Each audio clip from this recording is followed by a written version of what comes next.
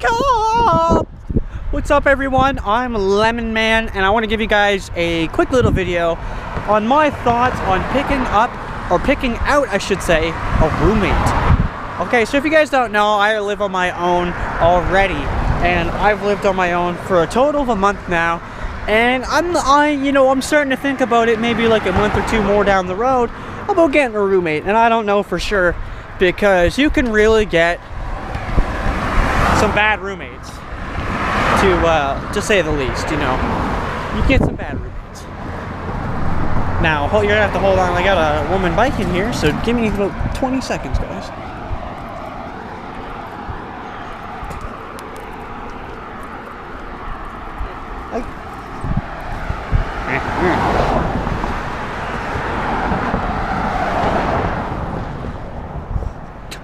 Alright. Anyway, guys. Yeah. Jump! Jump! I don't even know what I'm doing it for. Like, I just keep doing it. Alright. So picking out a roommate, I definitely got to say, though, on that note, that as a lot of people probably say, knowing someone is completely different from living with somebody. Yes. That's so true. Now, I'll tell you guys a little story. So I went to New York City, would have been 2 years ago. And so I drove up here from Canada, went on a bus tour, and I went up with a buddy and a family. And I mean, great guy, great family. I mean, they're great people. But when I stayed with that guy for the week that we did in hotels, or I don't know, however days it was, but it was a week that we were basically gone. I have to admit, I learned quite a bit about this person. Like their likes, their dislikes in the middle of the night. And I'm telling you right fucking now, you get somebody to live with you, you'll learn it fast. Now, I don't know necessarily from quality experience, but I've moved in, I rented a room there. Again, this is a bit ago. I used to rent a room, and I got to know a couple people that were there, and as I started kind of staying there a bit, like, you know, a bit of time went by, and I really got to know a lot about these people. Few things I could have passed on knowing, though. And that's the thing. I think you learn, if you get too connected, you might learn a little too much. So what I kind of think about this topic, I guess, to kind of sum it up here, is I really think that you need to pick the right person. Because picking the wrong person, well, that's bad. But I think you really need to get somebody who's more out. Like out all the time.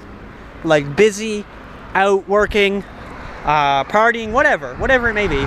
But just out all the time, busy, not really in the apartment. Because you get someone who's just going to sit in the apartment all the time, and you say, well, hey man, you're running up the power bill all the time because you're just on your computer J-ing it. Yeah, you know, it's going to cause an argument. I mean, you know, there's no way you avoid that, right? And I think that's one of the biggest things is like you either get someone like you really know super well, or of course, like I would agree that you would, this is pretty much my biggest thing, is someone that you're in a relationship with. I think that's honestly one of the best ways to do it, because if I date a girl and the girl moves in with me, to me that's not as big a deal as I just move in with like another random guy moves in, right, and then starts bitching all the time about stuff. The girl might be okay because, you know, it's almost like what's mine is hers, right? That's how I look at it. I think the girl would, well, I mean, if you guys are in the guys too, but I think like just you know, a guy and a girl moving in together is a good idea, you know, especially where like they are dating, so, you know, you can almost think of it like they're already together. So it's not like necessarily bills are going to be separate, like they'd probably just half all their bills together. You know what I mean? Instead of going to your roommate and saying, oh, I need half the rent, and he's like, oh, I don't really got it. If she didn't really have it, you know, it might be a little more understandable, you know, because again, they're dating, you know. There's a lot better of a context and understanding, I think, when two people are going together and they live together as well. But at the same time, again, like you live with a roommate and I move in with somebody and the guy kicks me out in a month because he doesn't like my habits, well, what the fuck do I do, right? So it's like the guy who's on the lease is the lucky one, right? So if you don't sign on the lease, like, you know, you could just be booted out tomorrow. Like I'm on a lease right now, and I thought about getting some roommates there earlier before I moved in, and you know, I didn't know if they were going to work out, and that's all I had to do was just say that exact sentence, but just in the manner of talking towards this person. And I said, I just don't know if it's gonna work out. And next thing you know, I knew it didn't work out. You know, like their reaction was terrible. I will say though, on a final note, moving in with a couple might not work. You know, because there's 2 versus 1, and that means you're gonna have 2 opinions swaying against you. And I definitely have to agree on that one. That one I believe is true.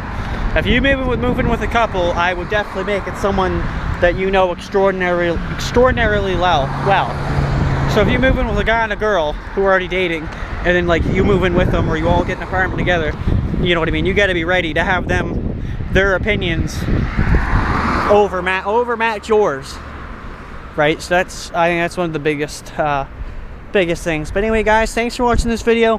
Thanks for listening to me rant for about 6 minutes of your day, or whenever you may be watching this. And I think that's gonna sum it up for this. Like I said already, thanks so much for watching.